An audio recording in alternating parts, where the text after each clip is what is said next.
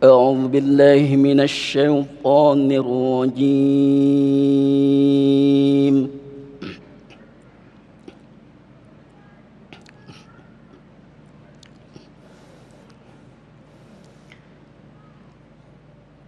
بسم الله الرحمن الرحيم.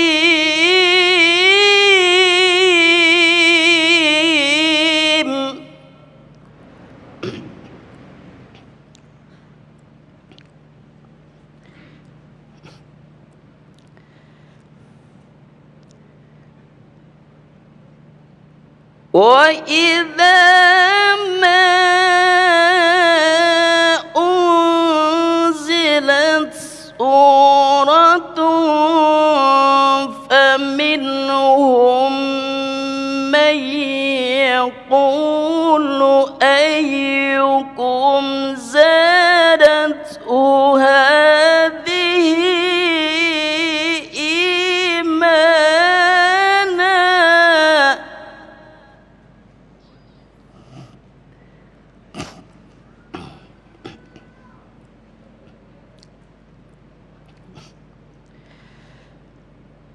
فأما الذين آمنوا فزادتهم إيمانا وهم يستبشرون.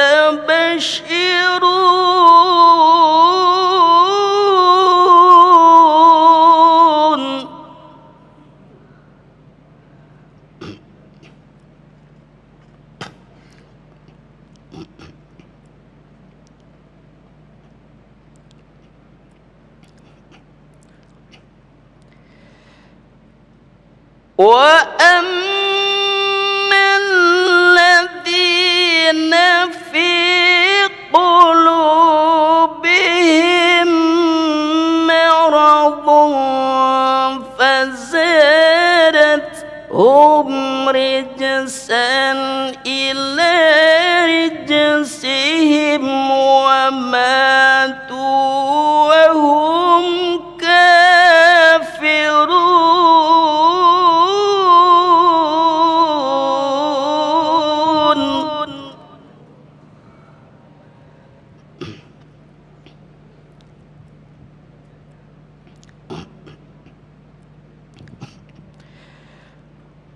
وأما الذين في قلوبهم مرض فزادتهم رجسا إلى رجسهم وماتوا وهم كافرون.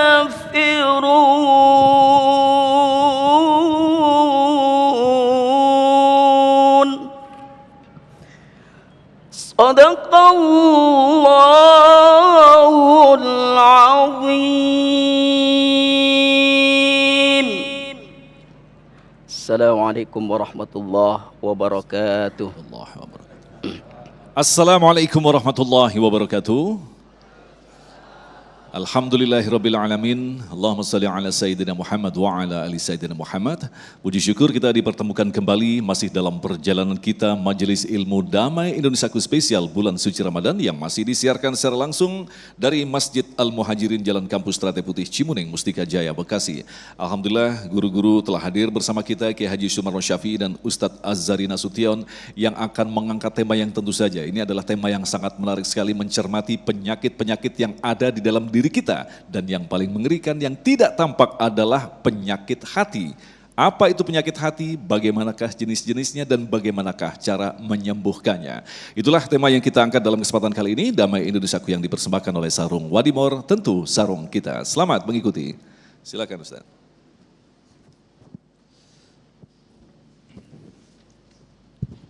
Bismillahirrahmanirrahim. Bapak-bapak, ibu-ibu, jamaah Damai Indonesiaku TV One. Assalamualaikum warahmatullahi wabarakatuh. Apa kabar semuanya, sehat? Masya Allah, Alhamdulillah. Alladzi waffaqa man arada min ibadihi littafaqquh fid din. Allahumma salli wa sallim wa barik ala sayyidina Muhammad wa ala ali sayyidina Muhammad.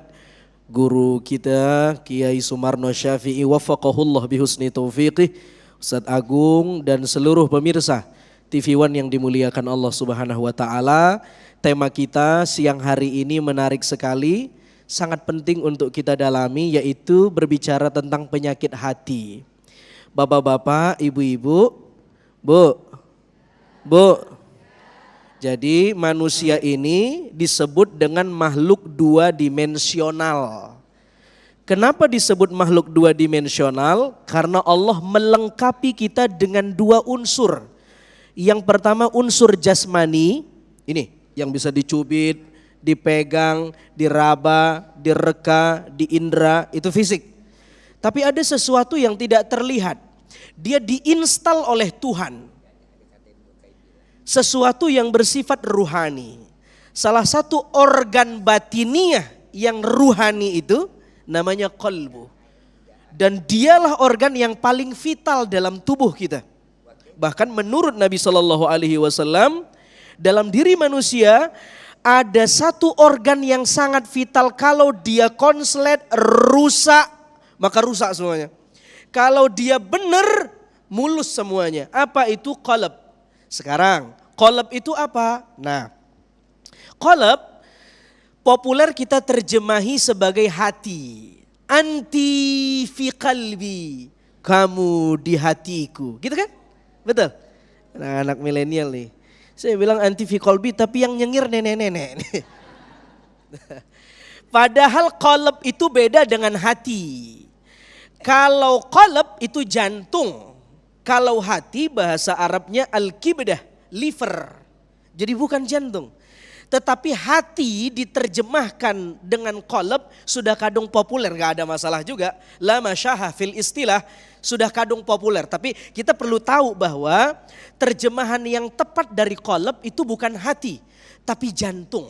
Kalau hati itu kibdah, liver. Oke. Jantung ini menurut para ulama dibagi dua. Ada physical heart, jantung fisik. Ada spirit heart, jantung ruhani. Dua-dua ini sama pentingnya. Jantung fisik ini, bapak-bapak, ibu-ibu yang dimuliakan Allah, fungsinya luar biasa. Dia berdetak 1 menit 70 kali.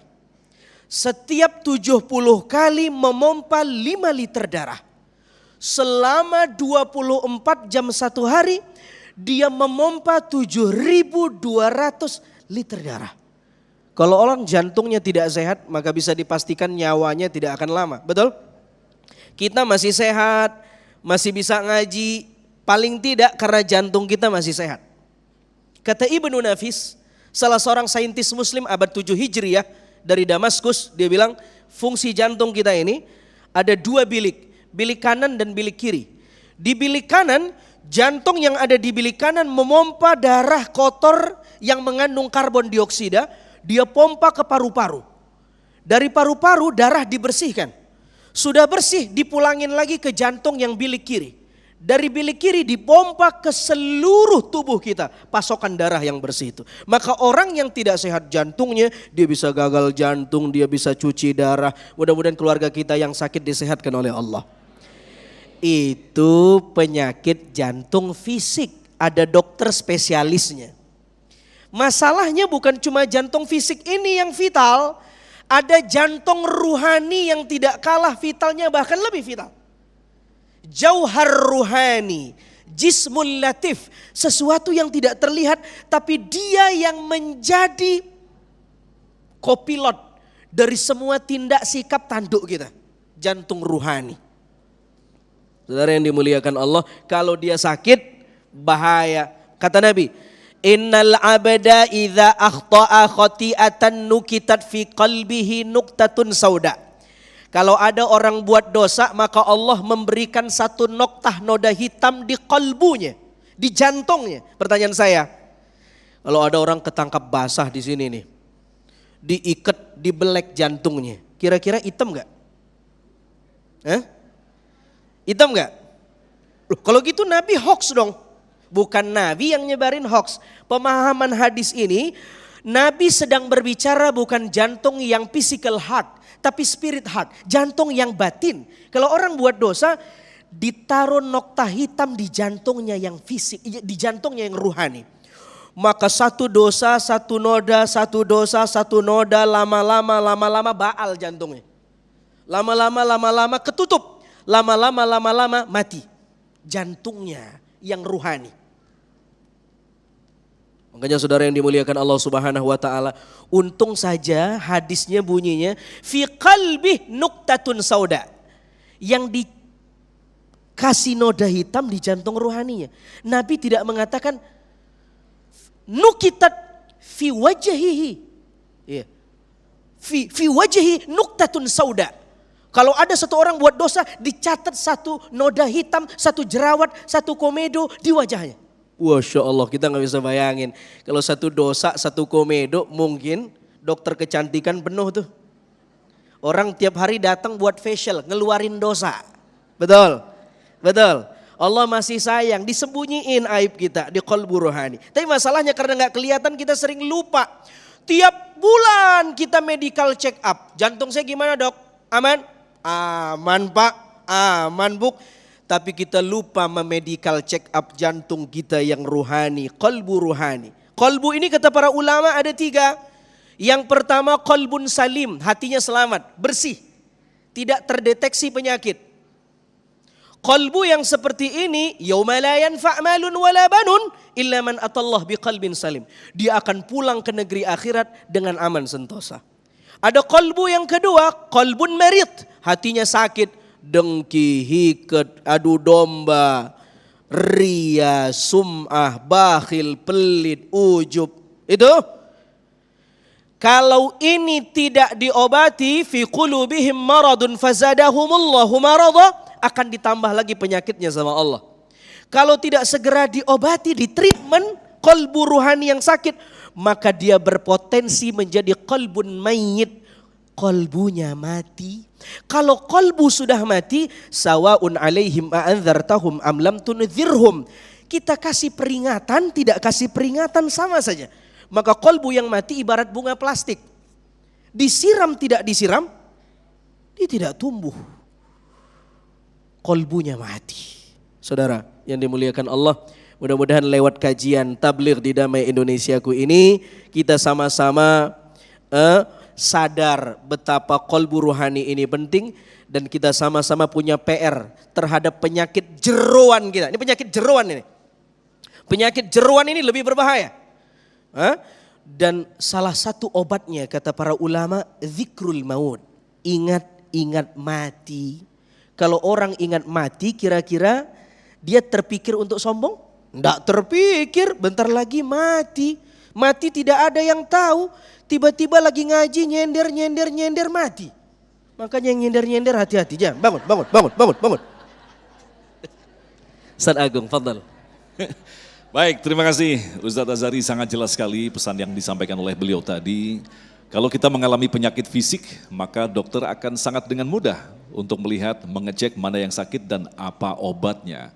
Tetapi ternyata ada penyakit yang sangat luar biasa yang kadang-kadang kita sendiri tidak menyadari bahwa kita berpenyakitan. Itu adalah penyakit ruhani, penyakit yang ada di dalam jantung kita. Lantas bagaimanakah kita bisa mengetahui bahwa kita memiliki penyakit dan apa obatnya?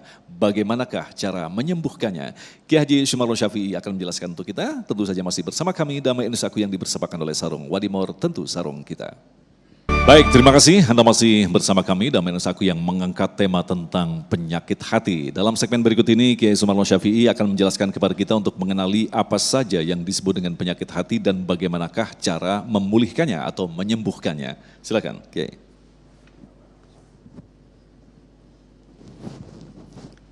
Assalamualaikum warahmatullahi wabarakatuh.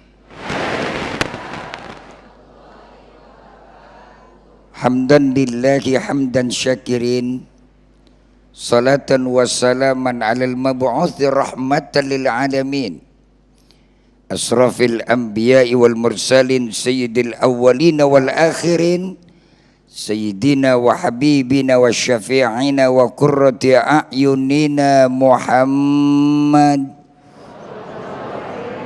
wa ala alihi wa sahbihi wa man tabi'ahu huda ila yaumil ma'ad.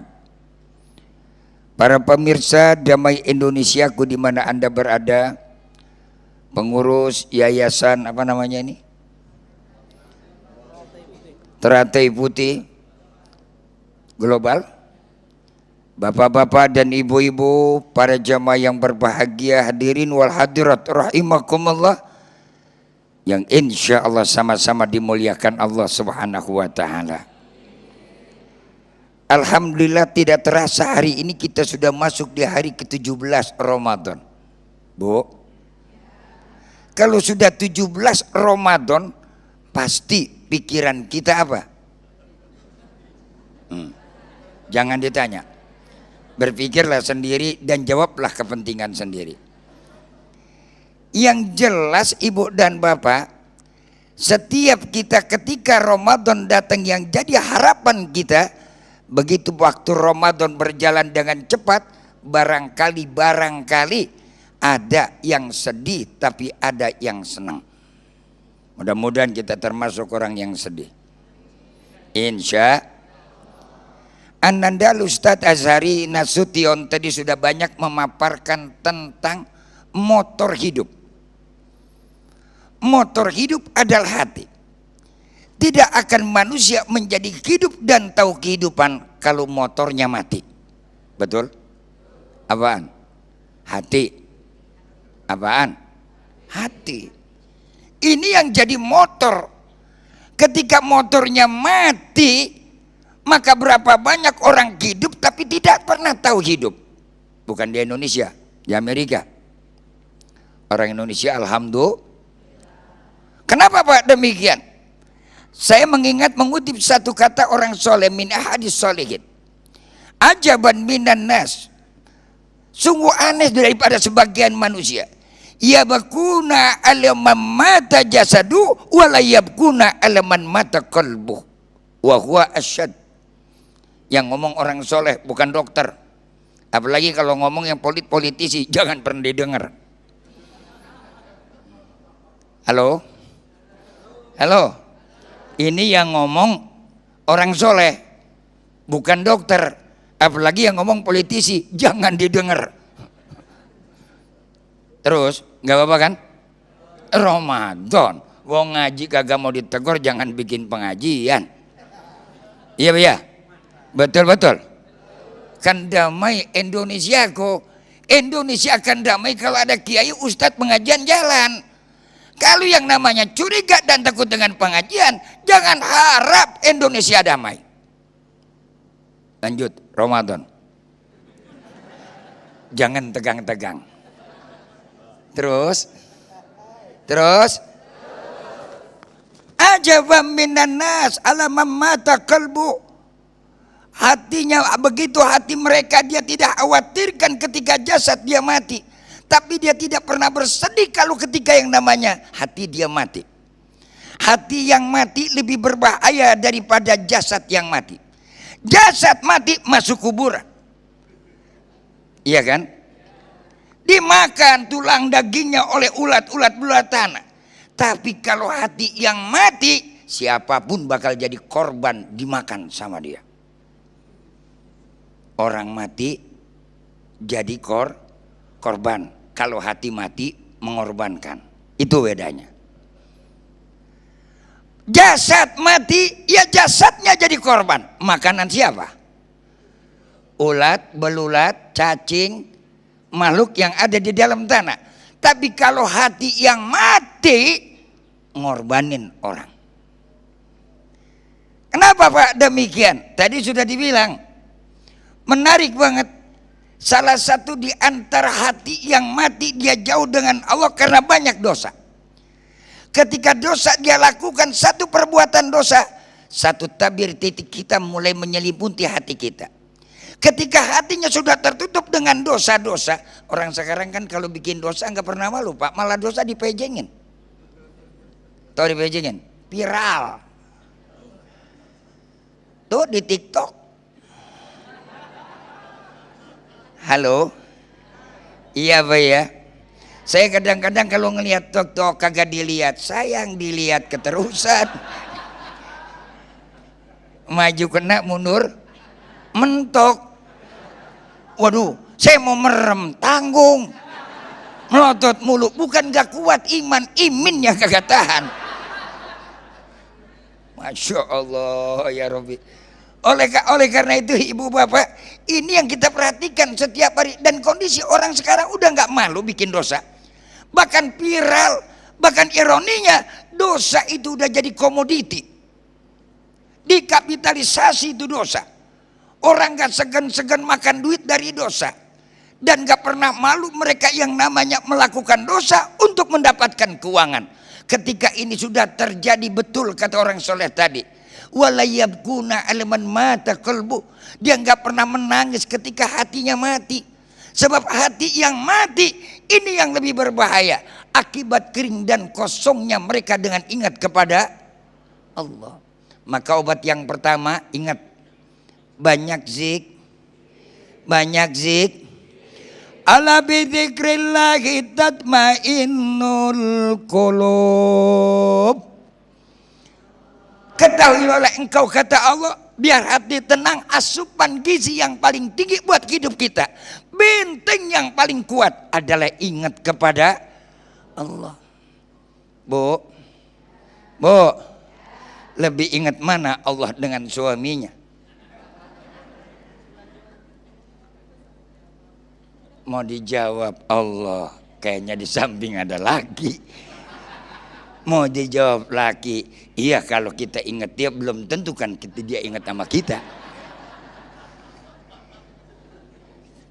Ingat Allah tanpa mengurangi ingat suami. Kalau ingat suami, berapa banyak orang yang menjadi kurang ingatannya kepada Allah. Ingat Allah Pak, tidak mengurangi yang namanya ingat kepada istri. Tapi kalau ingat kepada istri, berapa banyak kita kurang ingat sama Allah. Ingat istri, beban kita orang laki, apalagi mau lebaran kayak begini. Wow.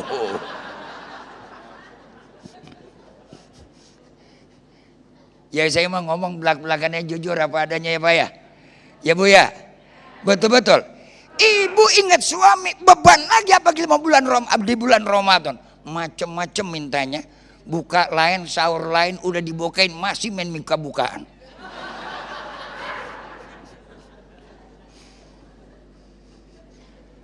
Udah ya, lanjut terus. Tumben nih segmen lama amat Mas Agung. Saya kan biasa subuh di yang namanya indahnya Ramadan, saya berdua sama beliau sama Adinda Azarin Nasution dan sama satu lagi Gusan. Itu kayaknya cepet banget nih, tumben ngomong lama banget. Lanjutnya tinggal 2 menit lagi ya Bu ya. Pertama zik. Ini kita ngomong asupan yang penting dah. Orang ibu kirim vitamin segala macam tetek bengek. Apa artinya tuh vitamin kalau nggak ingat kepada Allah? Obat belum tentu menyembuhkan kita, kan yang menyembuhkan kita Allah. Ketika kita ingat kepada Allah, sakit datang, derita datang, kita kembalikan kepada Allah, selesai masalah. Kenapa Pak? Ya selesai. Yang ngasih penyakit siapa? Yang menyembuhkan siapa? Kan selesai masalah. Yang ngasih masalah siapa? Kita yang memberikan masalah siapa? Allah. Yang menyelesaikan masalah siapa? Bukan kita, Allah yang menyelesaikan masalah. Buat menjawab masalah kita minta kepada Allah, ihdinas siratal mustaqim. Mudah-mudahan insya Allah kita lanjutin pada segmen tanya jawab. Tekor kebanyakan kita ini. Tadi Kiai bilangnya kok kelamaan gitu ya. Silakan beristirahat sebentar Kiai. Dan kita tentu saja akan menjawab pertanyaan-pertanyaan yang telah kami seleksi. Untuk itu kita akan buka kesempatan kepada penanya pertama Pak Mustafa. Bapak Mustafa silakan berdiri. Sudah mic-nya sudah nyala Pak. Assalamualaikum warahmatullahi wabarakatuh. Ya, saya Mustafa Ustadz dari SMP Islam Ternate Putih Global.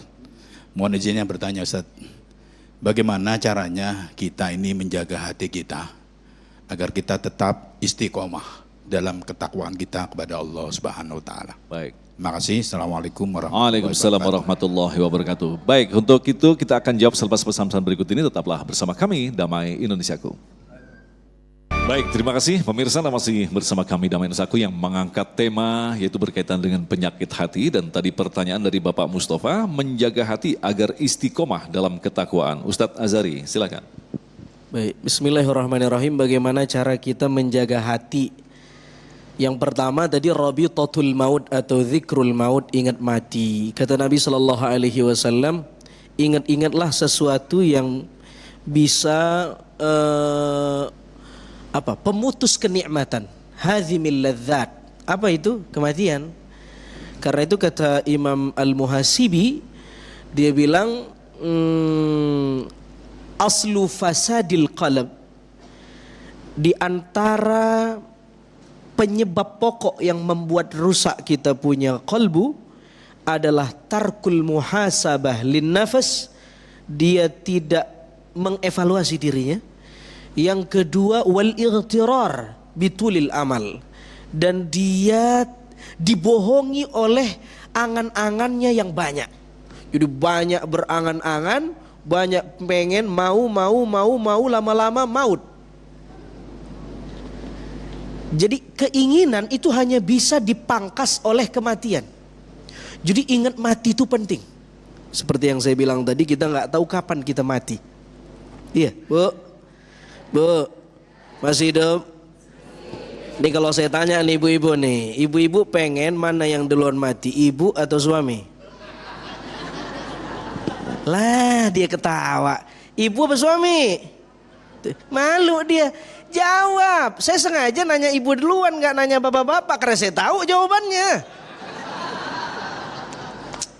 Sok tawaduk Kiai. Sekarang bapak-bapak saya tanya, Pak, bapak mana mau bapak duluan mati apa istri?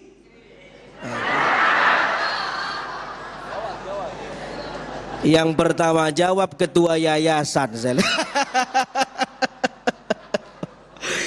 Masya Allah, tapi bapak-bapak mohon maaf, survei membuktikan umur istri lebih panjang dari suami. Mana buktinya? Santunan yatim yang ngantri janda apa duda? Hah? Janda apa duda? Kalau janda yang ngantri berarti yang mati suami apa istri? Suami. Suami duluan cepat wafat. Apa masalahnya? Karena pusing kena omelan istri. Ini yang pertama, rabitatul maut atau zikrul maut, ingat mati. Yang kedua, ini menarik sekali, kata Zunnun Al-Misri, cara kita mengolah hati biar tidak sakit, dia bilang al-mukhalafah. Al-mukhalafah itu begini maksudnya, konfrontatif terhadap nafsu atau dorongan dari diri kita yang gak baik. Contoh, saya kasih contoh. Kita punya penyakit kolbu riya. Beramal pengen dinilai sama makhluk. Itu pengennya hati kita. Kata Zunnun Al-Misri, cara merawat hati al-mukhalafah, konfrontatif, perangi kemauan diri kita. Kalau mau diri kita itu pengen dinilai, maka perangi. Caranya bagaimana? Ikhlas billah, pengen dinilai hanya oleh Allah Subhanahu wa ta'ala. Diri kita pengennya sombong, itu pengennya diri kita tuh. Maka cara kata Zunnun Al-Misri al-mukhalafah, konfrontatif, perangi. Bagaimana cara memeranginya? Lihat lawan kata sombong apa? Tawadhu, rendah hati. Begitulah caranya. Jadi kalau kita punya keinginan, karena dalam diri kita ini kata para ulama, yang menggoda kita ini ada dua, dari eksternal, dari internal. Orang tidak baik dua. Yang pertama eksternal. Eksternal ini apa? Yang pertama syaitan, godaannya tuh. Inna kada syaitan kana dha'ifa. Godaannya setan. Yuwaswisu fi sudurin nas. Yuwaswis itu membisikkan. Kata Raghib Al-Asfahani, sautul khafi. Dia kalau membisikkan lirih suaranya. Lirih. Whisper, yuwaswis, whisper, membisikkan dengan halus. Itu setan tuh. Yang kedua eksternal ini albiah, lingkungan. Orang gara-gara lingkungan bisa rusak. Iya kan? Bahkan 80% yang menentukan kita ini lingkungan kita. Makanya kenapa ada pesantren? Karena pesantren itu ingin membentuk lingkungan yang baik agar keluar dari sana anak-anak terbiasa berbuat baik. Meskipun tidak menutup kemungkinan pesantren itu miniatur masyarakat. Ada orang baiknya, ada orang tidak baiknya. Disitulah kita ditempa mau jadi orang baik atau tidak. Pilih baik atau pilih buruk. Oke. Lalu tidak cuman setan yang salah. Kadang-kadang kita suka nyalahin setan. Ini pasti gara-gara setan. Setan aja yang salah. Katanya setan di kerangkeng bulan Ramadan. Tapi kenapa sendal di masjid sholat tarawih hilang? Ini pasti setan. Bukan. Dalam diri kita ini juga ada yang gak baik. Namanya al-hawa dan asyahawah. Al-hawa itu mendorong orang untuk melakukan yang gak baik. Begitu juga dengan asyahawah. Yang dia serang, yang agak netral dalam diri kita ini namanya an-nafas. An-nafas ini netral. Kalau dia terkontaminasi dengan asyahawah dan al-hawa, dia bisa jadi an-nafas al-ammarah, an-nafas al-lawamah, nafsu yang gak baik. Tapi kalau dia disetir oleh kolbu yang sehat, akal yang jernih, maka nafsu itu menjadi nafsu an-nafas al-mutmainnah. Nafsunya nafsu yang baik, yang tenang, mirip kayak ibu-ibu yang solehah di sini. Masya Allah. Masya Allah, wajahnya bercahaya, bersinnya aja baca Yasin. Panjang banget. Baik, selanjutnya Ibu Hikmawati yang akan dijawab oleh Kiai Sumaron Syafi'i. Silakan. Assalamualaikum warahmatullahi wabarakatuh. Nama saya Hikmawati dari unit SMA Islam Teratai Putih Global. Mohon izin bertanya Ustadz, apakah akal dan nafsu dapat mempengaruhi munculnya penyakit hati? Terima kasih. Wassalamualaikum warahmatullahi wabarakatuh. Assalamualaikum warahmatullahi wabarakatuh. Apakah akal, nafsu bisa memunculkan penyakit hati, Kiai? Menarik ibu yang bertanya, apakah akal dan nafsu bisa mendorong hati untuk melakukan kejahatan, munculnya juga penyakit hati? Allah Subhanahu wa taala berfirman, "Innan nafsa la'amaratun bisu." Nafsu itu mendorong manusia melakukan kejahatan. Nafsu yang mana? Kan nafsu ada 7. Nafsul amarah, ada nafsul lawamah, nafsu serakah. Tadi yang sudah dikatakan kepengen punya, maka kalau orang hatinya pengen sembuh, hilangi keinginan dunia. Tapi susah. Kenapa susahnya? Karena milieu lingkungan begitu hebat dan ketat mendorong kita untuk berada dan masuk ke dalam cinta dunia. Contoh lagi nih.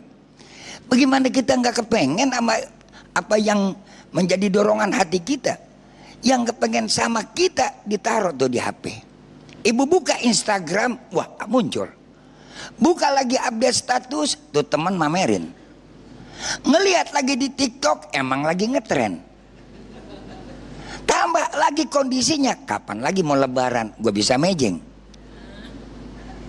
Itu makanya ibu bapak saudara hadirin rahimakumullah, satu jawaban yang paling enak kata Al-Imam Ghazali, ya, beliau mengatakan, apa kata Al-Imam Ghazali? Orang yang hatinya cinta dengan dunia, dunia jifatu wa talibu akilab, akan nanti memiliki satu perilaku yang lebih buruk daripada manusia. Ketika rasa keinginan dunia itu melekat di dalam hati, dunia jifat, dunia itu bagaikan bangke. Bangke itu digerumunin banyak lalat segala macam. Siapa yang suka bangke? Kilab. Apa kilab? Dok. Kalau di bahasa Indonesia ntar saya kena KPI. Dog, you know dog? Not hot dog. This dog hot. Itulah makhluk itu. Bagaimana perilaku tuh makhluk itu?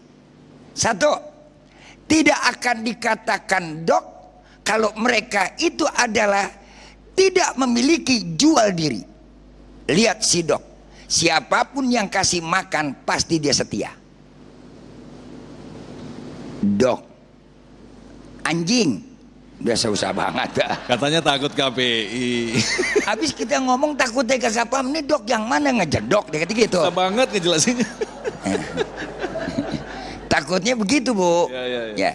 Nah, coba anjing itu setia tinggi. Cuman setianya anjing sama yang kasih makan. Akibatnya yang sekarang terjadi, perilaku manusia menjadi materialistis. Serba-reba pakai hitungan, serba-reba pakai bayaran. Walaupun kita enggak, Ustadz kagak mencari bayaran, enggak. Kalau Ustadz nggak mencari bayaran, emang udah ada bagian dia mau dibayar. Tapi itu bukan tujuan. Bukan tujuan. Saya dikasih ngaji, dikasih ceramah. Ustadz saya ceramah, dikasih hadiah, dikasih amplop, saya terima. Nggak dikasih kadang-kadang saya nanya. Ya, orang nanya kan boleh. Jujur kan? Ya emang begitu aja. Lah kita datang bayar tol, bensin kudu diisi.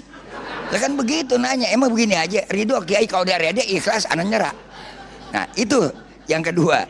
Yang ketiga, ibu-ibu, bapak-bapak, ada perilaku binatang. Ketika ini yang dikatakan, kenapa nafsu ini bisa jadi melahirkan perilaku sepak terjang. Kalau pakai bahasa kita apa namanya yang bahasa kerennya? Sepak terjang perilaku, apalagi yang enak?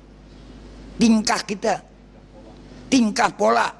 Orang kalau dia tingkah polanya, pikirannya tadi amat dunia, akhirnya mereka akan menjual harga dirinya. Hidupnya materialistis, serba-reba hitungan. Mau ngaji kuduin bayaran. Coba di undangan tahlilan ada orang meninggal dunia, Masya Allah.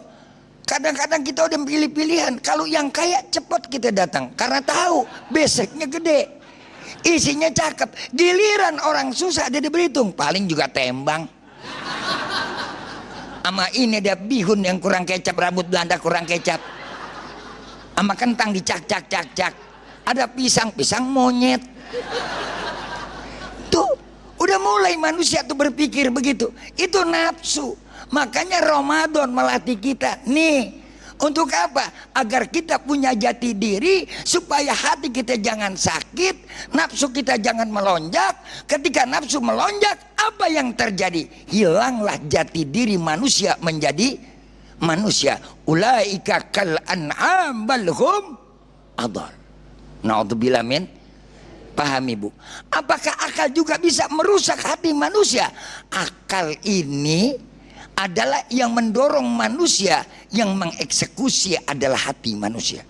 Ketikanya akal juga dikuasai oleh nafsu, maka si akal mendorong hati kita. Si hati terkontaminasi tadi. Jadilah di situ apa? Yang melakukan adalah gerakan-gerakan setan. Setan masuknya nggak di akal, masuknya di nafsu. Dicerna nanti sama siapa? Sama si akal. Makanya otak tuh netral. Orang pinter nggak punya agama rusak. Emang yang bikin rusak dunia siapa? Yang bikin rusak Indonesia siapa? Bukan orang bodoh. Halo.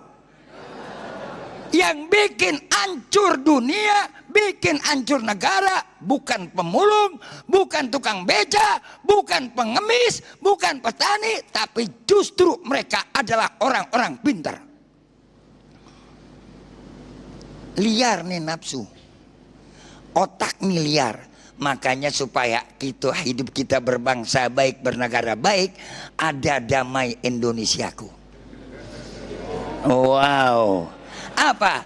Otak kita diisi dengan agama sesuai dengan Pancasila, ketuhanan yang Maha Esa. Insya Allah aman duit negara, aman duit yayasan, aman duit masjid. Lah kalau yang megang yayasan, direktur yayasannya otaknya rusak, saya yakin Yayasan Teratai Puji juga akan jadi korban koruptor. Siapa yang korupsi? Bukan tukang sapu yayasan, direktur yayasan.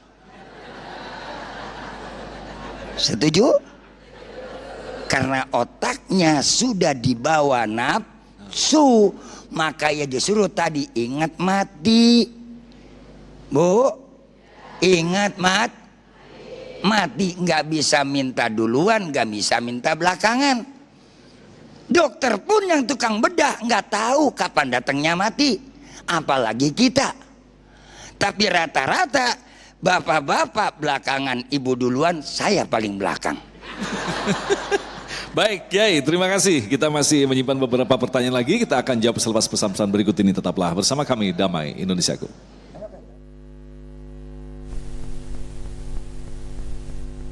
Baik, terima kasih Anda masih bersama kami, Damai Indonesiaku yang mengangkat tema tentang penyakit hati. Kita lanjutkan lagi untuk mendengarkan pertanyaan selanjutnya dari Bapak Dodi Supriyadi yang akan dijawab oleh Ustadz Azhari. Tafadhol.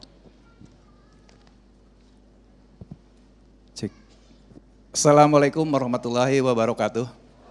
Assalamualaikum warahmatullahi. Nama saya Dodi dari SMK Teratai Putih Jakarta. Mohon izin Pak Ustadz bertanya. Kita ini seringkali bimbang Pak Ustadz dalam mengambil keputusan besar. Nah pertanyaan saya, bagaimana caranya keputusan besar ini menjadi benar, tepat, dan tidak bimbang lagi? Itu aja mungkin, terima kasih. Assalamualaikum warahmatullahi wabarakatuh. Baik, silakan Ustadz. Kita sering bimbang untuk memutuskan sesuatu perkara yang besar. Bagaimana agar keputusan kita itu benar, baik dan sesuai dan hati kita tidak bimbang. Istafti qalbak, minta fatwa dengan kolbumu. Tapi kan tidak semua kolbu kita sensitif, tidak semua kolbu kita bersih. Kalau kita minta fatwa kepada kolbu yang kotor, maka hasilnya kotor atau bersih? Kalau kita merasa kolbu kita kotor, maka minta fatwa kepada orang yang kolbunya bersih. Siapa orang yang kolbunya bersih itu? Imam Ibnu Athaillah As-Sakandari dalam Al-Hikam mengatakan, kolbu dan lisan itu ibarat teko dengan isi teko. Si teko akan mengeluarkan air tergantung siapa yang punya teko. Kalau yang punya teko bandit, yang keluar tua, miras. Betul? Tapi kalau yang punya teko kiai, yang keluar zam-zam. Tiap bulan umroh. Jadi cari yang kolbunya bersih. Dengan ini kata Ibn Athaillah As-Sakandari, beliau kasih clue nih, ulama sufi besar dari Mesir. Beliau bilang, maka orang kalau kolbunya kotor, yang keluar dari mulutnya yang kotor-kotor. Memfitnah orang, gibah orang, sikut orang, membunuh karakter orang, menzalimi orang. Kalau kolbunya bersih, yang keluar yang bersih-bersih. Tekonya yang punya tergantung siapa. Itu salah satu clue-nya, orang ini hatinya bersih atau tidak. Betapapun ada penyakit lagi, kata Imam Al-Ghazali, dzul lisanain. Orang punya penyakit berlisan ganda. Di sini ngomongnya ini, di situ ngomongnya itu. Kita susah mendeteksi ini orang kolbunya baik atau tidak. Tapi paling tidak, untuk bisa meminta fatwa dengan kolbu, bersihin dulu kolbu kita. Maka Nabi Muhammad mau ngajarin orang, ditazkiyah dulu kolbunya, baru diajarin orang, baru diajarin ilmu, ta'lim. Karena kalau diajarin belum dibersihkan nggak akan masuk tuh. Itu satu tuh dari sisi batiniah. Tetapi apa yang sudah kita tradisikan dalam kehidupan bermasyarakat, saya kira itu sudah baik. Al-Quran mengatakan wasyawirhum fil amr, bermusyawarahlah. Kalau kita merasa ini urusan publik untuk hajat orang banyak, sesuatu yang sangat major, besar, diputuskan dengan hati-hati, maka jangan pikirin sendiri. Kita musyawarah, ajak orang, ajak yang lebih sepuh, ajak yang lebih arif. Semakin banyak yang bermusyawarah, insya Allah akan semakin baik hasilnya. Begitu. Jadi musyawarah itu bagus sekali. Saya kira musyawarah itu salah satu ajaran Islam. Wasyawirhum fil amr. Begitu Pak. Nah, apakah bimbang sendiri ini adalah indikasi bahwa kita ada penyakit, Ustadz Azhari? Gimana? Bimbang sendiri itu penyakit atau seperti apa?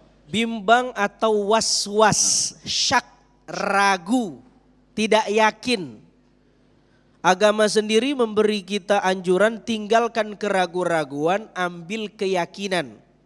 Ibu wudu dibuat ragu sama syaitan, namanya walhan. Job desk-nya cuma satu, buat ragu orang yang wudu. Ini basuhan dah 2 kali apa 3 kali ya. ini air mustakmal atau tidak ya? Ragu. Maka harus yakin. Kalau tidak ada indikasi wudhu kita batal, sudah sah berarti. Begitu sholat, ini zuhur apa asar ya. Tetapi untuk yakin, itu kan perlu ilmu. Saya yakin aja deh. Tetapi yakinnya nggak pakai ilmu. Namanya bukan yakin, tapi konyol. Maka yakin itu penting, tapi yakin perlu planning, perlu riset, perlu observasi, bagaimana mappingnya, tantangannya, apa kira-kira treatment yang cocok. Nah, itu kan perlu ilmu, maka lagi-lagi ilmu itu luar biasa. Nah, jadi saya kira itu tuh Mas Agung. Baik, terima kasih Ustadz. Selanjutnya Ibu Meitika yang akan dijawab oleh Kiai Haji Sumarno Syafi'i. Silakan Bunda. Assalamualaikum warahmatullahi wabarakatuh. Saya Metika dari SMK Teratai Putih Global 3 Bekasi. Mohon izin bertanya Ustadz, dari semua penyakit hati, mana yang paling berbahaya dan bagaimana cara mengatasinya? Terima kasih. Wassalamualaikum warahmatullahi wabarakatuh. Waalaikumsalam warahmatullahi wabarakatuh. Yang paling berbahaya, Kiai. Wah, ini paling berat ini. Nanya yang paling berbahaya kan paling berat dan paling mengerikan. Ustaz Agung. Penyakit hati yang paling berat adalah himmatud dunya. Maka kata baginda Rasul, wa hubbud dunya ra'sun fi kulli khati'ah. Yang namanya biang keladinya dosa itu cinta dunia. Tahu biang keladi? Sumber du biang keladi, orang bisa melakukan dosa apapun cuma gara-gara dia punya keinginan dan punya kemauan cintanya sama dunia berlebihan. Ya manis tagal bidunya kad garahutul amal. Orang kali yang namanya mereka udah cinta dunia, sibuk dibuat sibuk dengan dunia. Lupa dengan segala-galanya. Kad garahutul amal. Orang ini sudah dibawa dengan angan-angan yang begitu jauh dan panjang kemana-mana. Saking kepengennya sama di dunia, dia akan merasa hidup tuh pengen panjang. Maka Allah sebutkan dalam Al-Quran, ayat surat yang sering kita baca, wailul likulli humadatil alladzi jama'a malau wa addada yahsabu anna malahu akhlada. Masya Allah. Padahal tuh dunia bakal kita tinggalin. Maka kita buang tuh rasa penyakit yang namanya cinta pengen dunia. Bukan berarti orang Islam suruh miskin, enggak. Bukan kita boleh berarti yang namanya enggak boleh tahu dunia, enggak boleh cari dunia. Bahkan Allah sebut dalam Al-Quran, wabtagi fima atakallah darul akhirah wala tansa nasibaka minad dunya. Mencari bagian kehidupan kita dunia itu adalah merupakan keharusan yang kita kejar. Tapi cinta dengan dunia beda. Beda orang cinta dengan orang yang mencari. Orang mencari bukan belum tentu cinta. Orang cinta nggak pakai dicari, ke lubang semut diuber. Tuh. Paham kagak Bu? Kalau orang cinta itu lebih rasa memilikinya tinggi. Love is blind. Cinta itu akan menjadi buta. Orang ketiga yang namanya cinta dengan dunia, maka dia buta akalnya, buta matanya, buta telinganya. Akibatnya apa nanti? A'andartahum am lam tundirhum. Dikasih nasihat, enggak dikasih nasihat. Kalau orang Betawi bilang ngederulung kayak kebo. Nah, ini bahasa Betawi nih. Tahu ngederulung? Kagak bisa didengar, enggak bisa dinasehatin. Enggak bisa dikasih tahu, kagak bisa diarahin.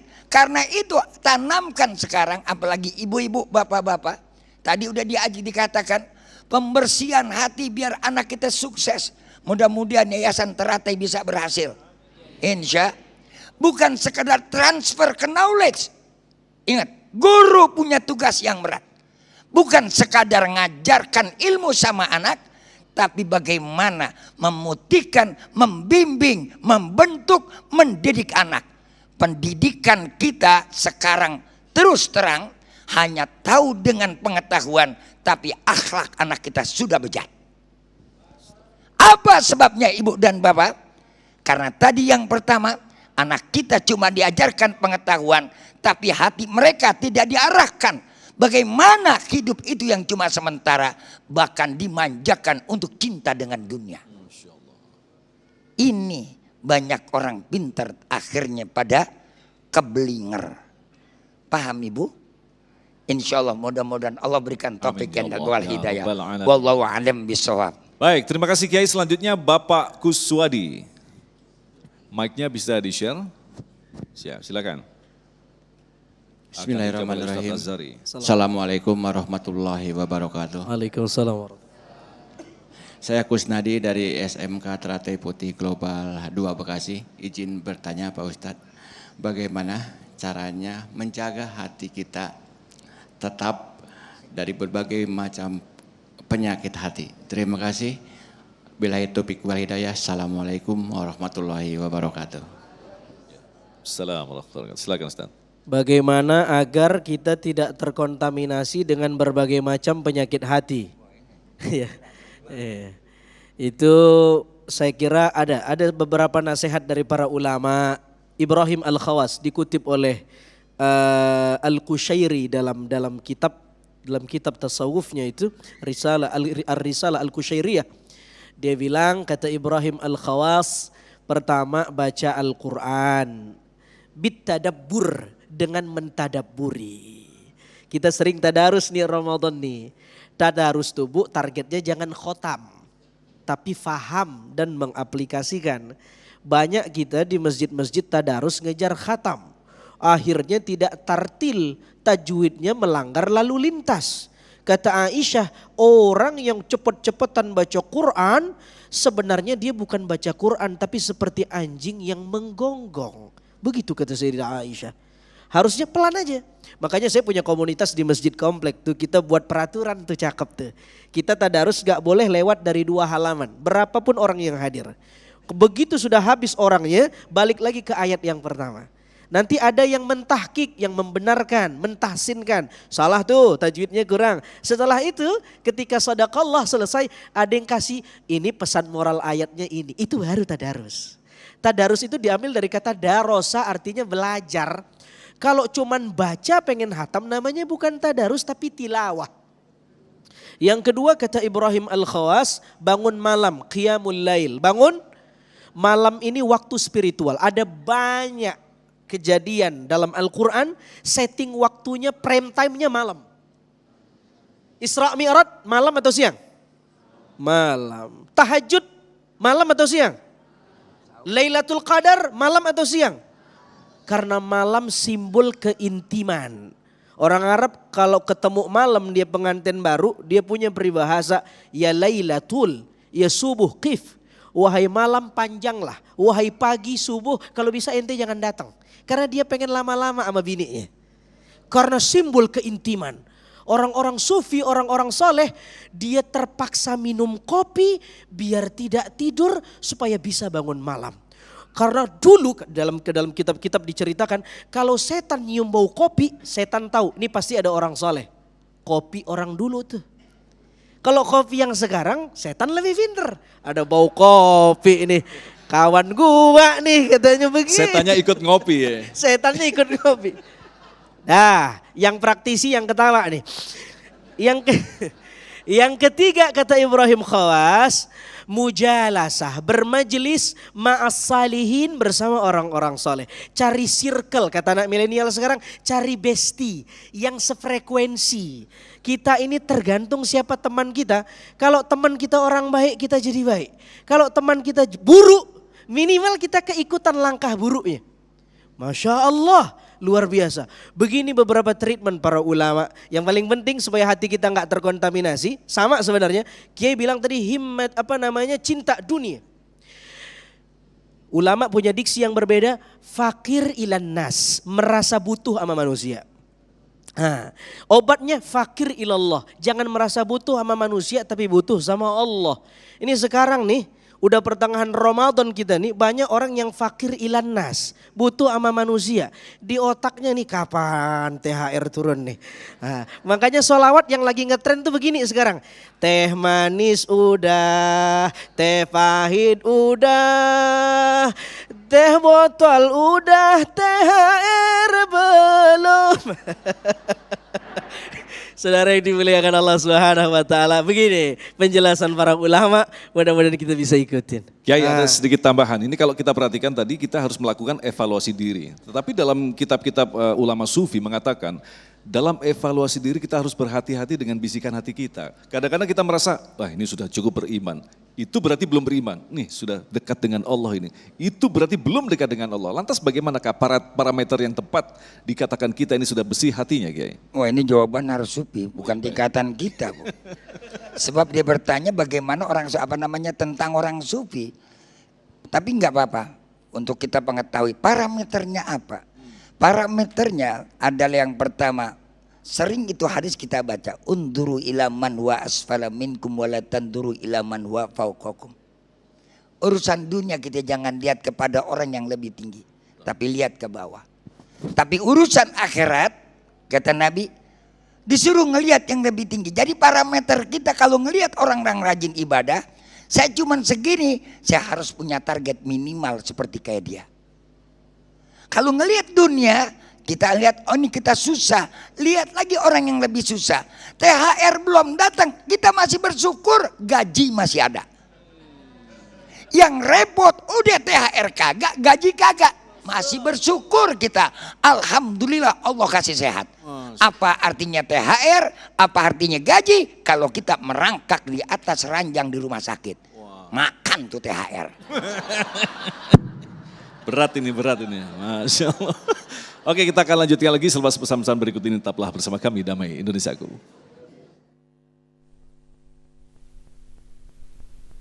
Anda masih bersama kami, Damai Indonesiaku. Sayang sekali waktu kita memang sangat singkat. Tetapi sebelum kita berpamitan, kita ingin kembali mendengarkan kesimpulan masing-masing dari guru kita. Dimulai dari Ustadz Azhari terlebih dahulu. Masya Allah, terima kasih Ustadz Agung. Tapi tema kita hari ini menarik ya Bapak-Bapak, Ibu-Ibu. Akhirnya kita belajar tuh. Huwallazi anzalas sakinah fi qulubil mu'minin, yang ngasih ketenangan di hati kita ini Allah. Banyak orang depositonya banyak, asetnya banyak, rumah banyak, mobil banyak, istri banyak, tapi mau tidur malam dia uring-uringan gak bisa tidur. Kenapa? Karena yang lelah bukan mata fisiknya tapi mata hatinya. Stres, mau tidur minum obat dulu. Beda sama ibu-ibu sini nih tuh. Baca Quran lihat langsung. Saudara yang dimuliakan Allah. Jadi hati itu penting. Orang banyak stres, indeks kebahagiaan menurun sekarang. Faktornya apa? Hati. Karena itu Allah yang menurunkan as-sakinah tadi, ketenangan. Bahkan lebih dari as-sakinah, dengan mengingat Allah kita akan tumakninah. Ala bidzikrillahi tatma'innul qulub. Kata Ibnu Qayyim Al-Jauziyah, tumakninah itu nihayatus sakinah, puncak dari sakinah, puncak dari ketenangan. Coba sama-sama sebut Allah. 1, 2, 3. Allah. Lagi. Allah. Lagi. Allah. Allahu Akbar. Menyebutnya menenangkan diri. Kata Ibnu Athaillah, kalimat Allah itu punya makna. Alifnya bermakna ulfah, dia yang maha lembut. Lamnya bermakna lamul milki, dia yang memegang nyawa Anda. Huruf haknya bermakna haibatul baha, dia yang maha luhur, indah dan agung. Gagah. Ketika kita menyebut Allah, terpatri dalam kalbu kita yang sedang saya sebut ini Tuhan yang lembut. Betapapun orang yang keras dengan saya menyebut dia yang maha lembut. Dia yang memegang nyawa saya gak perlu khawatir. Dan dia yang maha gagah perkasa. Allah.